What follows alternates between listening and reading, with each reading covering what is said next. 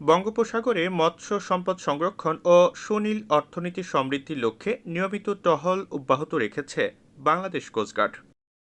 বৃহস্পতিবার সকালে কোস্টগার্ড সদর দপ্তরের মিডিয়া কর্মকর্তা লেফটেন্যান্ট কমান্ডার খন্দকার মুনিফ তকি এই তথ্য জানান।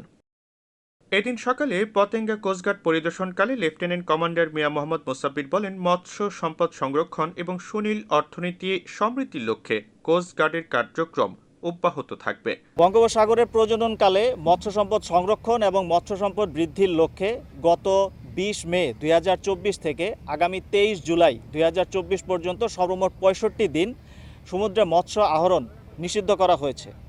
এই প্রেক্ষিতে বাংলাদেশ কোস্টগার্ডের সকল জাহাজ, সকল আউটপোস্ট, বোট এবং স্টেশনসমূহ এই মৎস্য সম্পদ আহরণের লক্ষ্যে প্রতিনিয়ত এবং নিয়মিত অভিযান পরিচালনা করে যাচ্ছে।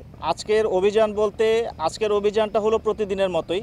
প্রতিদিন আমরা প্রতিনিয়ত যেইভাবে স্থানীয় মৎস্য কর্মকর্তার সাথে সমন্বয় সাধনের মাধ্যমে আমাদের যে সমস্ত মৎস্য অভিযানগুলো আমরা পরিচালনা করে থাকি বিভিন্ন ঘাটে এবং ইন এডিশন সমুদ্রে আমরা যে সমস্ত অভিযান পরিচালনা করি সেগুলো চলমান থাকে।